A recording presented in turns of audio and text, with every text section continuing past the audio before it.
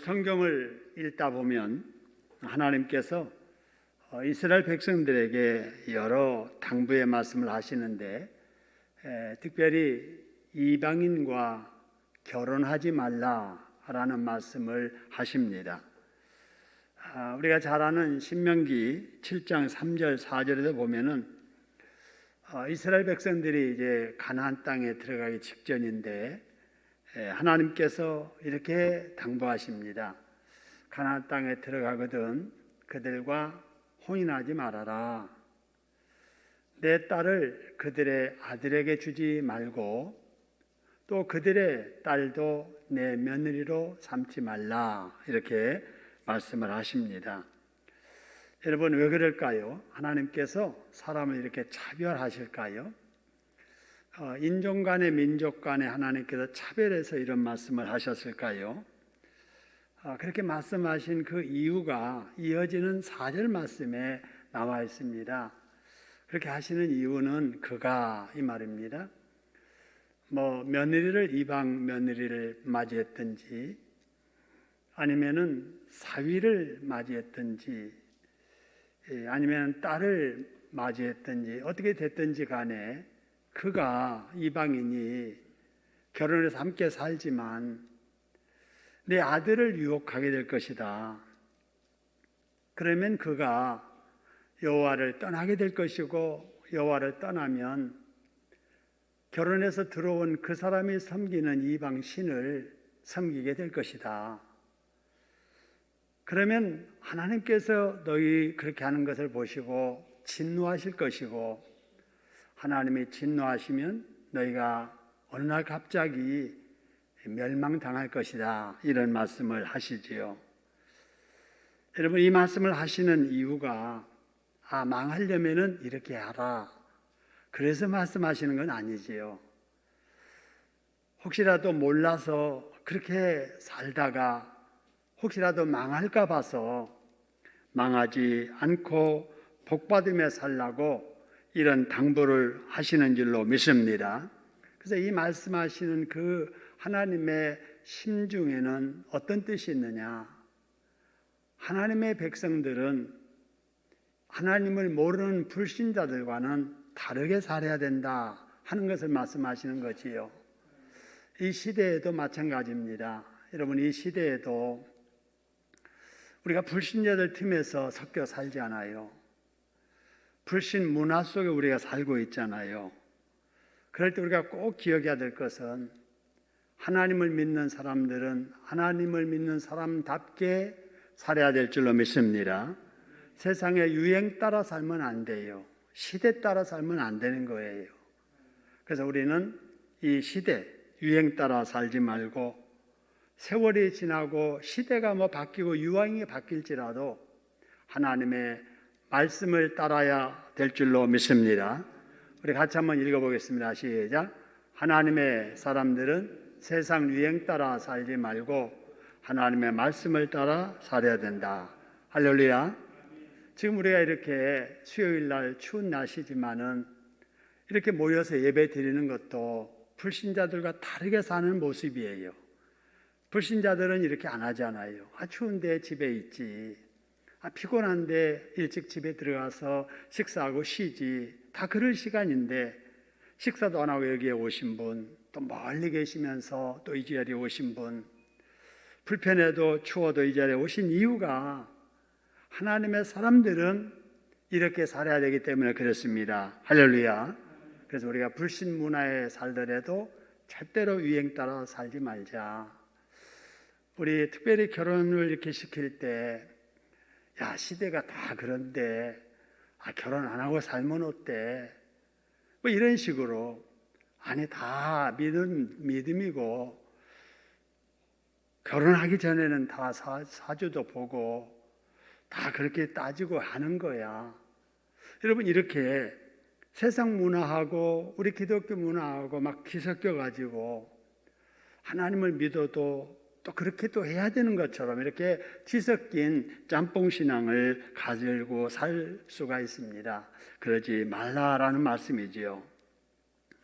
하나님께 이렇게 이스라엘 백성들에게 당부를 했는데도 불구하고 이스라엘의 역사를 보면은 이스라엘 백성들이 그렇게 살지 못했습니다.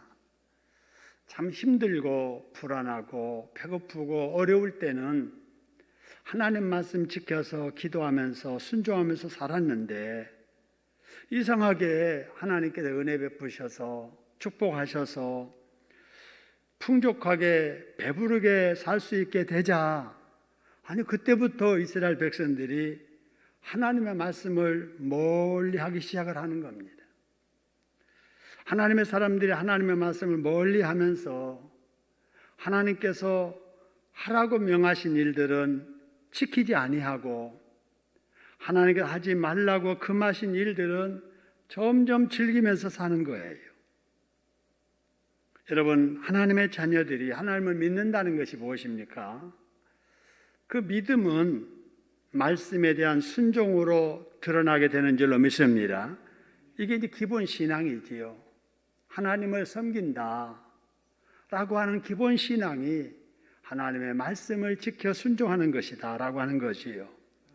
그런데 그들이 하나님의 말씀과 이렇게 반대로 살았던 것은, 우리가 비유를 한다면은 사춘기 바람나서 그냥 아버지 어머니 말을 도무지 듣지 않는 그런 모습이에요. 옛날 이야기처럼 언제나 부모의 말 반대로 살아가는 청개구리 같은 이런 삶을 살았던 것이지요. 이스라엘 백성들이 이렇게 살다가 바로 이 요엘 선지자가 활동하던 이 시대에 큰 재앙을 만나게 됩니다. 그 재앙이 바로 요엘서의 중심적으로 나오는 메뚜기 재앙이지요. 나중에 가뭄의 재앙도 막 따라오게 되는데, 어쨌든 이스라엘 백성들의 영적 부흥기가 지나가고 영적인 암흑기가 오면서 그들에게 생각지도 못했던 메뚜기 재앙이 오고, 메뚜기들이 와서 다 먹을 것들을 이렇게 갉아 먹어버리니까 먹고 살기도 힘든 시대를 맞게 된 것입니다. 이런 이스라엘 역사를 보면서 우리가 깨달아야 될 것이 있습니다. 하나님의 사람들이 물질의 풍요 때문에 타락하자 하나님께서 재앙으로 징벌하시더라라는 것입니다. 여러분, 오늘날 우리 시대 배고픔의 시대를 지나갔습니다. 보릿고개 모르고 살고 있습니다. 요즘은 될 수 있으면 안 먹으려고 하는 시대예요. 서로 먹으라고 합니다. 우리 집에서도 음식 이제 조금만 둘이 살지만은 서로 안 먹으려고 그래요. 서로 안 먹으려고. 옛날 같으면은 서로 먹으려고 그래 싸웠잖아요. 지금은 서로 안 먹으려고. 그리고 먹고 나면은 어떻게 하면은 에너지를 소비할까, 살을 뺄까 궁리하는 이런 시대에 우리가 살고 있습니다. 이때 여러분, 우리가 꼭 기억해야 될 것은 풍족하고 배부르게 사는 것이 하나님의 은혜요 축복이라는 사실입니다. 할렐루야. 그러니까 배부르게 안전하게 풍요롭게 살면서 주신 분을 늘 기억하며 주신 분을 기쁘게 하는 일에 주신 것을 활용하면서 살아야 될 줄로 믿습니다. 과거 이스라엘 백성들이 배부르니까 교만한 거예요. 평안하니까 하나님을 떠난 거예요. 하나님의 말씀보다는 세상 유행 따라 자기의 생각대로 살았던 거예요. 그러다가 재앙이 오니까 먹을 것이 없어져 버립니다.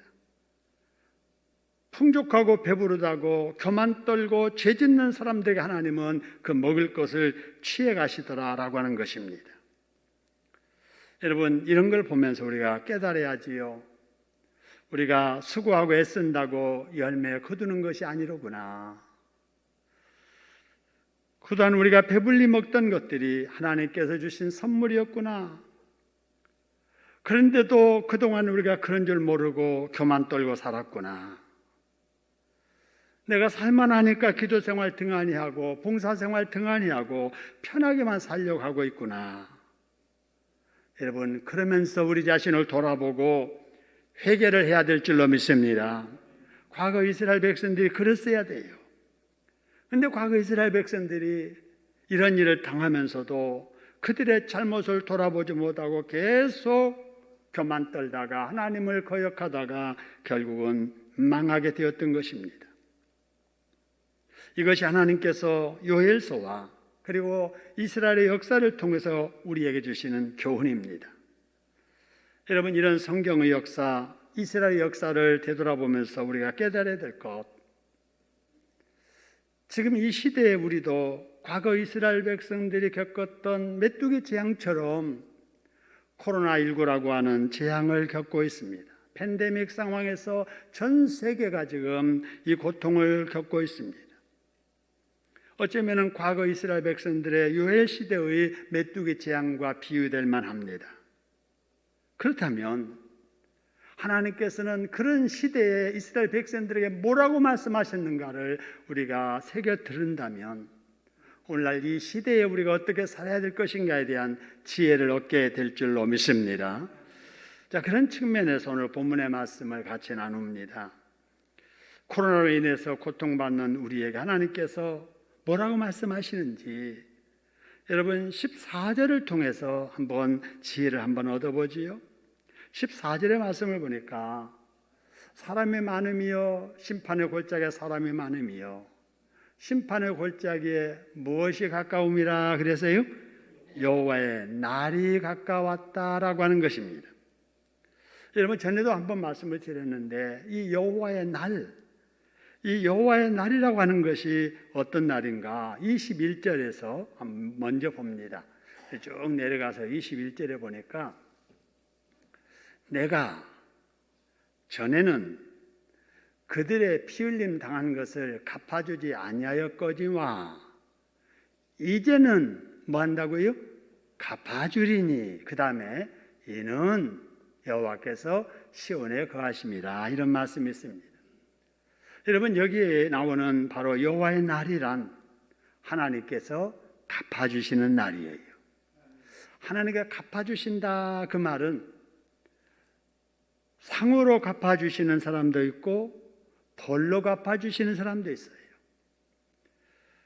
그래서 이 날이 언제냐? 다른 말로 하면은 심판의 날이고 이 날이 언제냐? 종말의 날이고 이 날이 세상의 마지막 날이에요.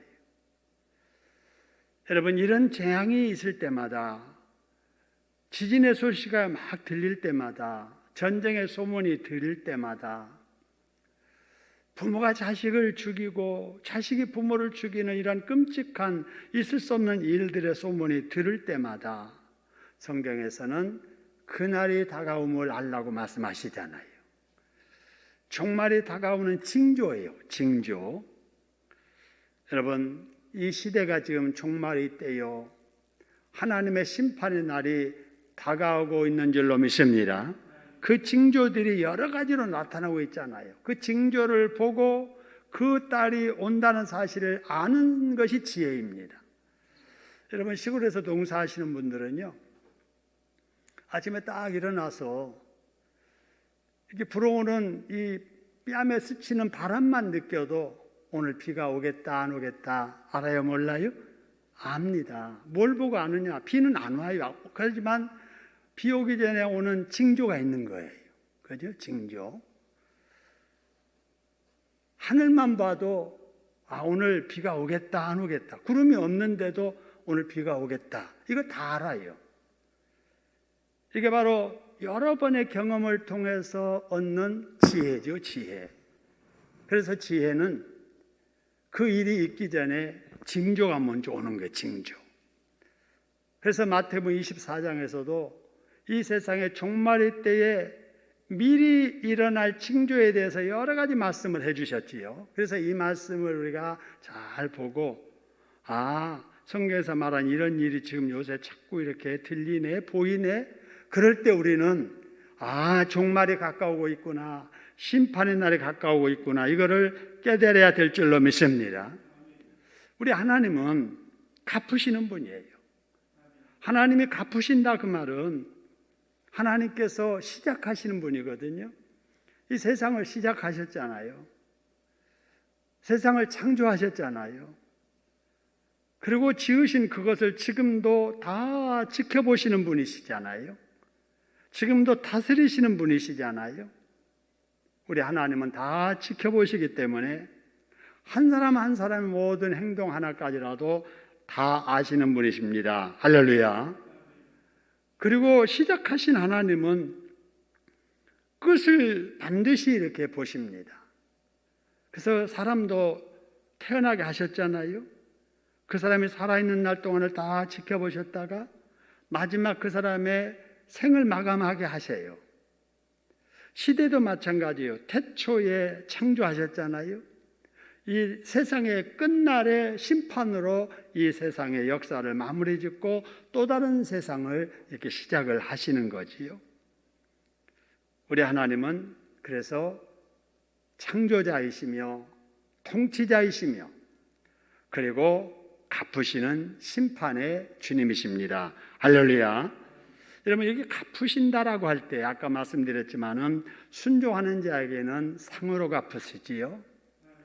거역하는 사람들에게는 벌로 갚으십니다. 그러므로 바로 이 여호와의 날, 그날에 대한 느낌은 사람마다 다 다릅니다. 여러분, 그동안에 진실되게 충성하며 순종하며 살았던 사람들에게 그날은 여러분 기다려지겠어요? 두려운 날이 되겠어요? 기다려지지요. 왜냐? 사람들이 몰라줬던 거 우리 주님 오셔서 알아주실 거야. 내가 땀 흘려 희생했던 거 사람들에게 받지 못했지만은 하나님은 갚아주실 거야. 그날이 빨리 왔으면 좋겠어 라고 하면서 그날을 기다리지만 거역하며 불순종한 자들은 그날이 두려울 거예요. 마치 열심히 운동 경기를 준비했던 선수는 게임이 기다려지는 거예요. 내 실력 발휘할 수 있는 날, 또 이겨서 승리하는 날, 상 받는 날 기다려지지요. 그런데 준비를 제대로 못한 사람은 두려운 거예요. 질 것이 두려운 거예요. 시험 준비 제대로 안 하는 학생, 시험 날이 두려운 거예요. 평소에는 열심히 하는 것처럼 다른 사람들이 잘하는 사람처럼 느꼈는데 이제 내 실력 없는 거 드러나겠네. 이래서 두려운 거예요. 여러분, 그렇기 때문에 우리는 이 세상에 살면서 어떻게 해야 될 것인가? 그날이 있다는 사실을 늘 기억하고 살아야 됩니다. 그날, 예수님이 재림하셔서 이 세상 끝날, 아니 그 안에 내가 죽는다 할지라도 내 인생 오늘 끝날지 내일 끝날지 모르잖아요. 내 인생에 끝이 있다는 사실을 늘 생각하면서 그때 주님 앞에 설 텐데 주님이 나를 만나실 때 뭐라고 말씀하실까? 이것을 생각하면서 우리가 주님 앞에 칭찬 듣도록 지금 내가 해야 할 일에 최선을 다해야 될 줄로 믿습니다. 앞으로가 아니고 앞으로 큰 일 있으면 내가 잘할 거야가 아니고 지금 내가 해야 할 그 작은 일부터 성실하게 꾸준하게 잘 순종해서 살아가는 이런 것이 쌓여서 마지막 때 주님 앞에 잘했다 칭찬을 받게 될 줄로 믿습니다. 여러분, 그래서 이거를 다 종합해서 정말 그 여호와의 마지막 날이 온다면, 이걸 예상한다면 그러면 내가 지금 해야 될 일은 무엇일까? 여러 가지의 일이 있지만 그 중에 가장 중요한 일이 우리 지나온 말씀 중에 요엘서 2장 12절 13절의 말씀입니다. 자, 거기 말씀을 보니까 여호와께 이렇게 말씀하시죠. 너희는 이제라도, 이미 진즉 깨닫고 했어야 되는데 그동안에 그렇게 못했으니까 재앙을 보고서라도, 이 말입니다. 이제라도 메뚜기 재앙을 보고라도, 지금 이렇게 코로나 상황의 이 어려움을 겪은 후 이제라도, 이 말입니다. 이제라도 내게로 돌아오라 하는 거예요. 우리 하나님은 우리가 늘 돌아오기를 원하세요. 어떤 자리? 본래의 자리에 있어야 할 자리, 그 자리로 돌아오기를 원하시는 거예요. 근데 올 때 어떻게 와야 되느냐? 뭘 찢지 말고 뭘 찢고 오라고 그랬어요? 옷을 찢지 말고 마음을 찢어라. 옷은 여러분 그냥 겉으로 사람들이 보이는 것들이잖아요. 그냥 남 보는 듯이 그냥 뭐 하는 듯 이렇게 하지 말고 네 마음 깊숙이 진심으로 회개하라는 거지요. 잘못한 거 마음 찢듯 회개하고 잘못한 거 회개하고 너희 하나님 여호와께로 돌아오라고 말씀을 하십니다. 할렐루야. 이 일을 다른 말로 표현하면은 영적인 리셋을 하는 거예요. 우리 여기 있잖아요. 2021 리셋이라고 하는 것이 본래대로 다시 되돌린다는 겁니다. 본래대로 되돌리는 거. 여러분 그 핸드폰 같은 거 사용하다가 잘 안 되면 어떻게 하지? 왜 됐는데 안 되지? 그럴 때 핸드폰 가게 가서 이거 되다가 안 돼요. 그러면 어떻게 합니까? 전원을 껐다가 다시 켜보세요. 그래요. 그죠? 이 텔레비전도 잘 리모컨 되다가 안 돼요. 그래서 전화하면은 기술자 오기 전에 한번 전원 다 꺼보세요. 그리고 다시 켜보세요. 여러분 왜 그런 줄 아십니까? 바로 그게 다시 리셋하는 거예요. 그동안에 여러 번 사용하면서 정보들이 그 안에서 막 뒤엉켜가지고 제 기능하는데 혼동을 잘 일으켜서 작동이 안 되니까 전원을 껐다가 다시 넣으면 그동안의 본래 상태로 싹 돌아가서 정상적으로. 그래서 안 되던 것이 전원 끄고 한 1분 기다렸다가 켜면은 다시 정상으로 가동되는, 바로 그게 뭐냐? 기계 리셋하는 거거든요. 컴퓨터 리셋하는 거예요. 우리 영적으로도 우리가 열심히 산다고 살았지만 그냥 주변 환경에 휩쓸리고 바쁘다고 보니까 코로나 상황에 경건 생활이 다 흐트러져 버렸습니다. 어떤 사람은 교회 오는 길도 잃어버려가지고 지금 못 오고 있습니다. 너무나도 교회 안 나오다 보니까 나가려고 하니까 어색한 거예요. 이런 사람들에게 뭐가 필요나? 리셋이 필요한 거예요. 여러분 이 리셋은 되돌리는 것, 이것은 자주 할수록 좋은 거예요.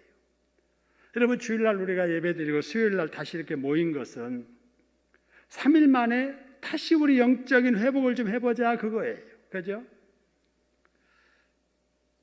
또 오늘 새벽에 아침에 나왔는데 내일 새벽에 또 나오시는 분은 리셋을 하루에 한 번씩 해야 된다. 하루에 첫 시간을 내가 새롭게 출발해야 된다 하는 그런 의식 때문에 새벽기도 생활하는 거예요. 그렇게 하면 하는 자는 알아요. 할 때와 안 할 때가 다르다는 것을 압니다. 여러분 그래서 금년에 우리가 영적 리셋하자, 이 말은 기본 신앙으로 우리가 회복하자, 돌아가자는 것입니다. 할렐루야. 기본 생활이 뭐냐? 여러분 별거 아니에요. 특별한 어떤 큰 일이 아니에요. 우리가 늘 교회에서 강조하는 게 그거잖아요. 우리의 신앙생활이 하나님 중심이어야 되고 성경 중심이어야 된다. 여러분 귀가 닳도록 여러 번 들어왔던 말씀입니다. 우리의 신앙이 하나님 중심, 하나님 중심은 성경 중심이다 라고 하는 거예요. 이게 이제 기본이지요. 그러면 이 하나님 중심, 성경 중심한 신앙은 뭐냐? 교회 중심한 신앙이고 여러분 담임 목사 중심한 신앙입니다. 할렐루야. 이게 기본이에요. 뭐 제가 담임이어서 제가 그렇게 말씀드리는 게 아니에요. 우리 교회 이제 담임이 다시 바뀐다고 했을 때 우리의 신앙생활은 새로 바뀐 담임 목사님 중심한 신앙생활이 바로 교회 중심한 신앙생활이자 성경 중심한 신앙생활이고 하나님 중심한 신앙생활이 되는 것입니다. 여러분 언제나 기본 신앙에 충실할 수 있기를 소원합니다. 그리고 우리가 늘 강조하는 것이 성경 중심한 삶을 살려면 성경에서 알아야 되잖아요. 그래서 규칙적으로 읽고 열심히 많이 읽으신 분은 또 차원 높여서 좀 한번 써보고, 이래서 우리가 성경 읽기 작년에 우리 교회 천독을 했고 그 다음에 이제 50주년을 앞에 두고 성경 쓰기 운동을 시작했잖아요. 교회 중심하고 또 성경 중심한 하나님의 중심한 신앙생활은 예배를 통해서 드러나거든요. 그래서 공예배 한 번 더 출석하자. 주일만 출석하신 분들 수요일 날도 나오시고, 수요일 날만 나오시는 분들 새벽에도 좀 나오시고 이제 앞으로 시작할 우리 심야기도회나 구역예배도 한 번 더 출석하자. 그리고 내가 받기만 하지 말고 베풀며 사는 봉사의 삶을 실천하고 내가 전도를 통해서 구원받았으니 나를 통해서 복음이 다른 사람에게 흘러가도록 전도하자. 그리고 나만 아니라 우리 자녀들에게 신앙의 대물림이 이루어져야 될 테니까 제대로 주일학교 교육 못하는 거 우리 가정에서 좀 메꾸자.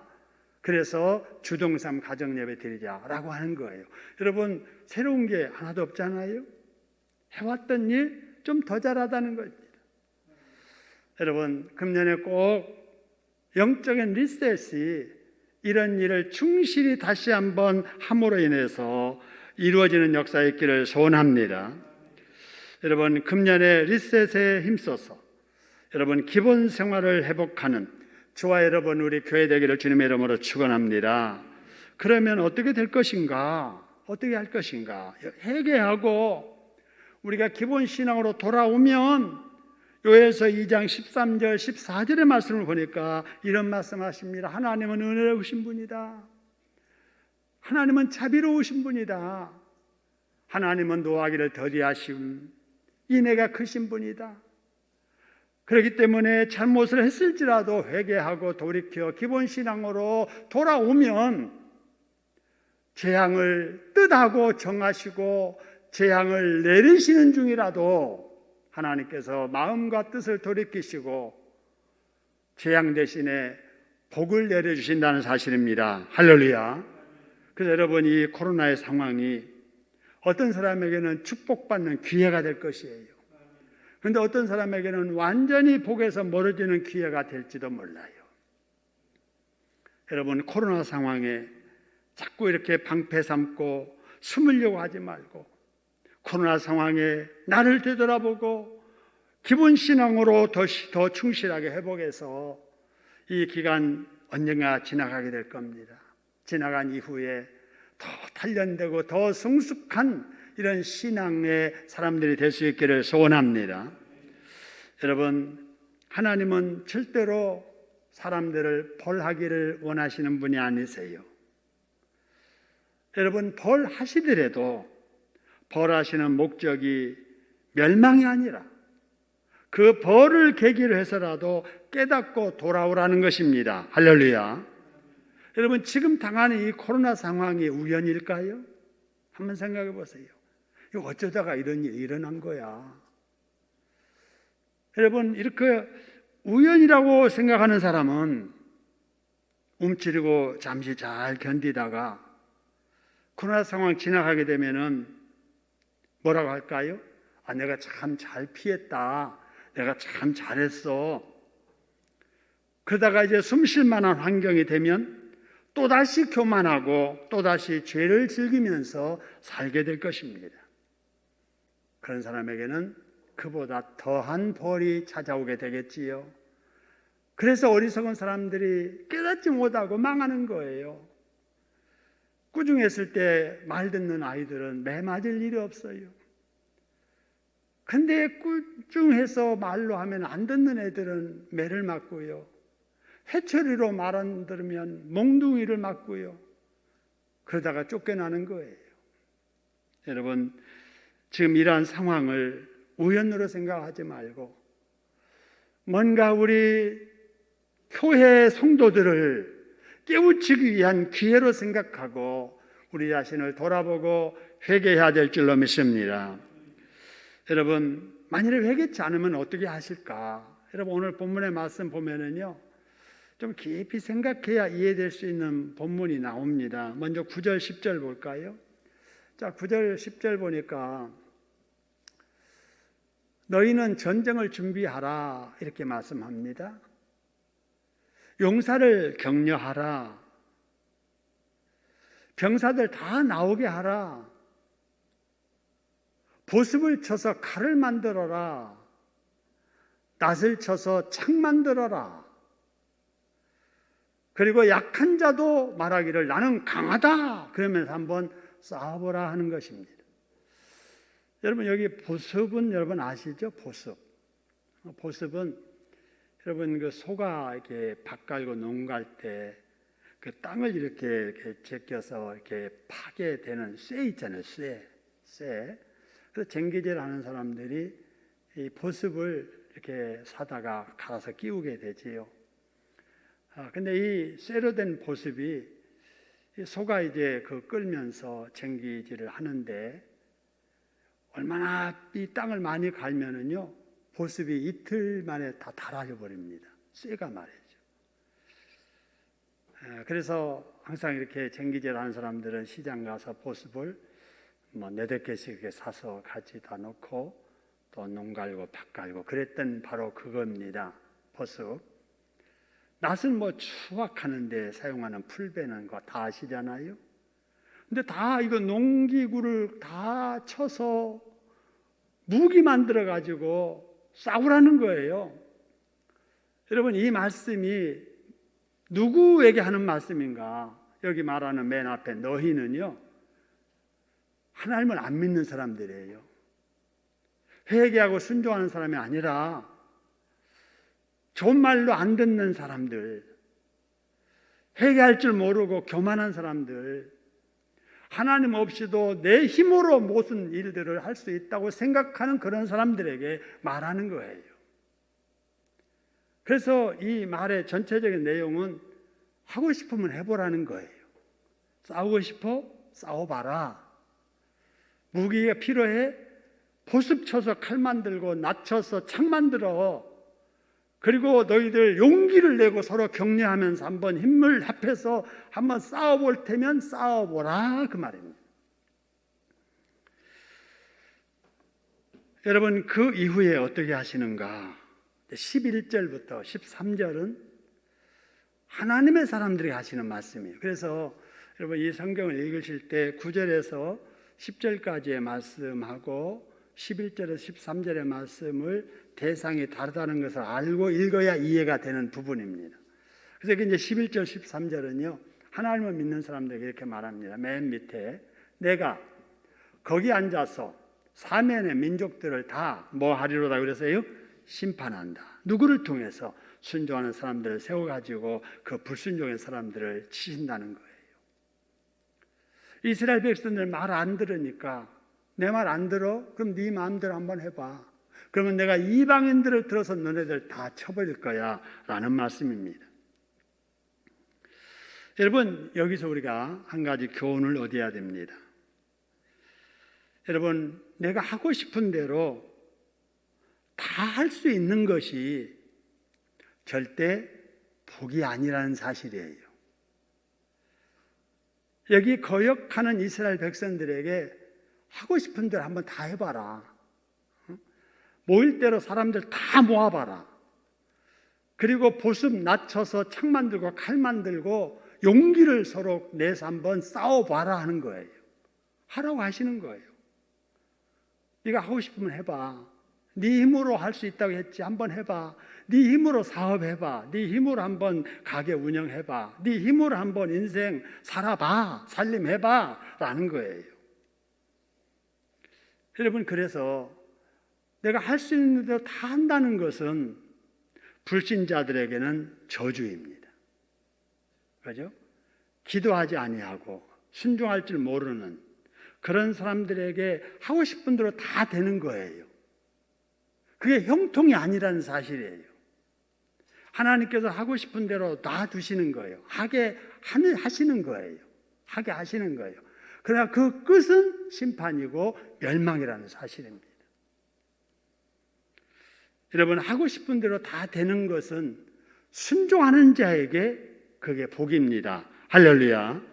그렇기 때문에 어쩔 때는 내가 하고 싶은데도 안 될 때 안 되는 것이 복이 될 때가 더 많습니다. 여러분 한번 생각해 보세요. 여러분이 과거에 원했던 대로 다 됐다면 여러분 예수 믿었겠어요? 여러분 원했던 대로 다 됐다면 여러분 이 자리에 계시겠어요? 아마 내가 원했던 대로 다 됐으면 나 이 자리에 안 있고 예수 안 믿을 사람들이 있습니다. 틀림없이. 근데 원하는 대로 안 되고 막히고 꼬이고 실패하고 좌절하고 그러면서 나의 자신의 잘못도 부족도 죄도 깨닫고 하나님 손들고 하나님, 그러면서 하나님 믿고 이 자리에 계신 분들이 계실 거예요. 그럼 우리가 무엇을 얼마나 열심히 하느냐가 중요한 게 아니라 내 열심히 지금 하나님과의 좋은 관계 속에서 지금 내고 있느냐라고 하는 이것이 더 중요하다는 사실입니다. 그래서 혹 여러분 안 되더라도 혹시 안 되게 하신 하나님의 뜻이 무엇일까를 잘 생각해 보고 내가 하나님과의 좋은 관계가 아닌 중에 지금 안 된다. 그 말은 그게 깨달아지면 안 되는 것부터 해결하면 상황이 바꿔지게 될 거예요. 너무 내 뜻대로 잘 된다고 교만하지도 말 것이며 내 뜻대로 안 된다고 믿음 없이 좌절하면 안 됩니다. 어려울수록 우리 자신을 돌아보고 리셋하듯 여러분 우리의 기본 신앙으로 되돌아가는 일에 힘쓰는 저와 여러분 되시기를 소원합니다. 자, 그 다음에 여러분 하나님께서 이제 심판하시는데요 13절입니다. 그러니까 뭘 심판하실까 하는 거예요. 하나님 심판하시는데 그럼 뭘 심판하시지? 심판하실 때 와서 밟으라는 거예요. 근데 비유하는 거예요. 비유. 그래서 이제 곡식, 포도주 뭐 이런 것들을 수확할 때를 연상해서 하나님의 심판의 행위를 지금 밟으라고 하는 거예요. 근데 뭘 밟으라고 하시는가 보세요. 포도주 틀이 가득 차 있고 그 다음에 포도주 독이 넘쳤도다. 그러면서 그 속에 무엇이 큼이라 그랬어요? 악이 큼이라. 그러니까 하나님은 뭐에 대해서 심판하시냐면은 뭐에 대해서 심판하신다고요? 악에 대해서 심판하세요. 악. 악의 반대는 뭐지요? 선이잖아요. 그래서 우리는 늘 선하게 살아야 된다. 악하게 살면 안 된다. 그럽니다. 그거 다 압니다. 다 알아요. 그런데 무엇이 그럼 선이고 무엇이 악한가 하는 것에 대해서는 혼동합니다. 혼동해요. 여러분, 무엇이 선이고 무엇이 악한가? 여러분, 세상에서 말하는 선은 뭐냐면요, 법에 어긋나지 않는 게 선이에요. 무엇이 악이냐? 법에 어긋나는 것이 악이에요. 항상 법을 가지고 이렇게 보는 거예요. 검찰에서 기소한다. 그래서 재판을 받는다. 판결 내린다. 그 기준이 뭐냐면은 법을 어겼느냐 안 어겼느냐예요. 그죠? 그 세상 사람들은 다 선하게 산다는 게 법 지키는 거예요. 법 어기지 않는 거. 근데 여러분 이 법은 여러분 시대마다 같아요? 달라요? 달라요. 지역마다 나라마다 같아요? 달라요? 다릅니다. 여러분 우리가 사는 이 시대에도 전에는 죄악되었던 것이 죄악이라고 생각했던 것이 지금은 죄가 법으로는 아닌 것들이 있어요. 그죠? 간음죄, 간통죄 얼마나 큰 죄입니까? 그죠? 아니 결혼했으면 부부간의 성적인 생활로 만족해야지. 남의 유부남, 유부녀, 뭐 남의 남자, 남의 여자, 성년이면은 서로 합의만 하면은 되는 거고, 그래서 하면은 그것이 배우자가 알았어도 이혼의 사유가 안 돼요. 지금 이 시대에 우리가 살고 있는 거예요. 그러니까 우리 아이들은 다 그렇게 교육을 받고 살고 있어요. 그러니까 우리 어른들이 생각할 때는 그러면 안 돼 이놈아. 그래도 아니 시대가 바뀌었잖아요. 이게 법에 어긋나지 않잖아요. 이러면서 한단 말이에요. 그러니까 우리가 이 세상 살면서 선악에 대한 기준을 우리가 분명히 가지고 살아야 됩니다. 근데 이 선악의 기준이 하나님을 떠나서는 최선이 그게 법이라니까. 법. 그래서 준법, 법 지키면 되는 거예요. 그럼 우리 예수 믿는 사람들이 그 수준으로 살면 됩니까? 아니잖아요. 현행법에는 저촉되지 않아도 그보다 더 중요한 법이 누구의 법이에요? 하나님의 법이잖아요. 하나님의 법이 뭐예요? 성경이잖아요. 성경. 그래서 우리는 이 세상을 살면서 선하게 살아야 되고 악하게 살아서는 안 되는데, 선과 악의 기준이 여러분 율법점서 여러분 사회법이 아니라는 사실이에요.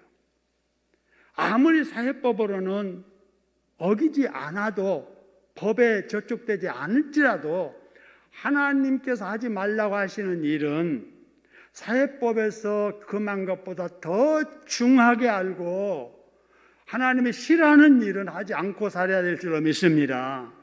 이게 기독교인의 가치관이에요.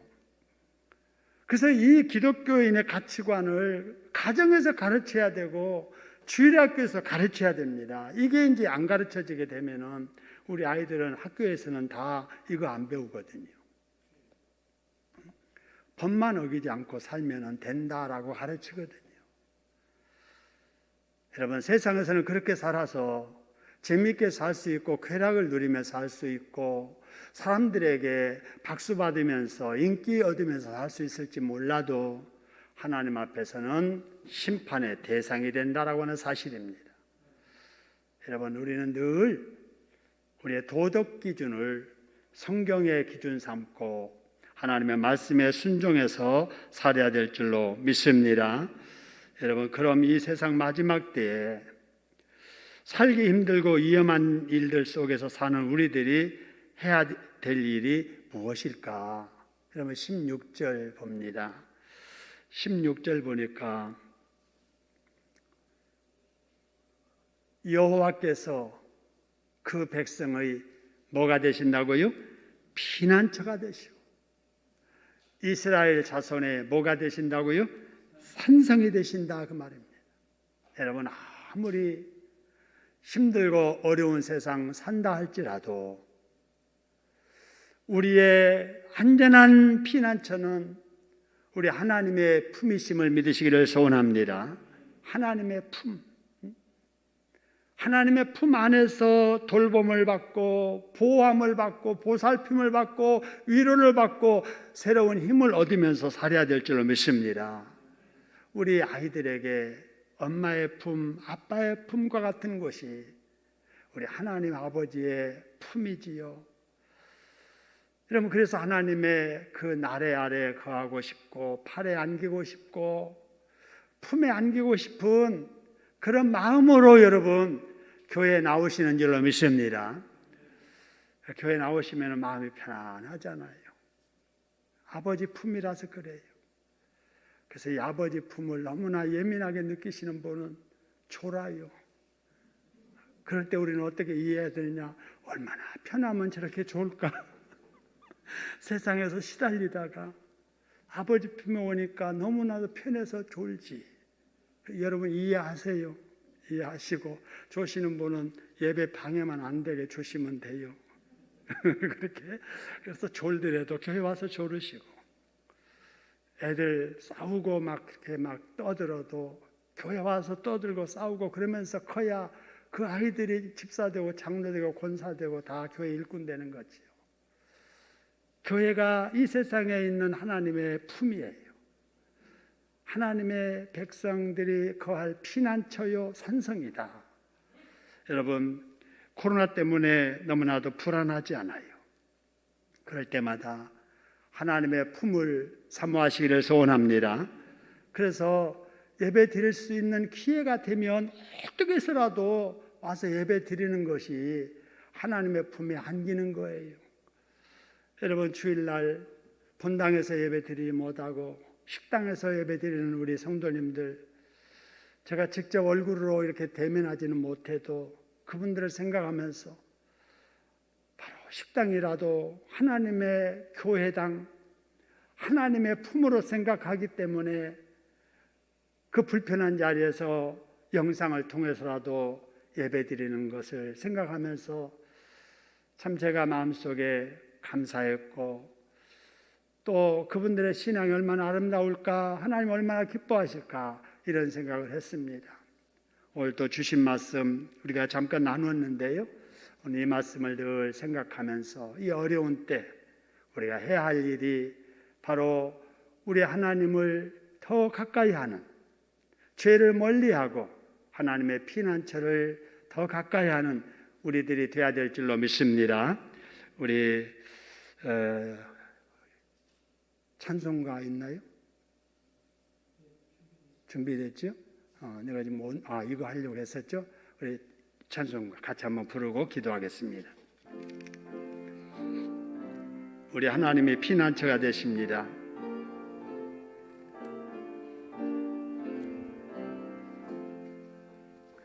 피난처에 있으니 환난을 당한 자 이리 오라.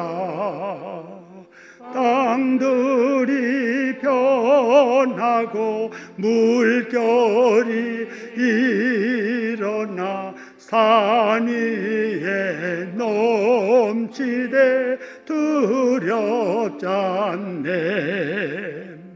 이방이 떠들고 나라를 모여서 진동하나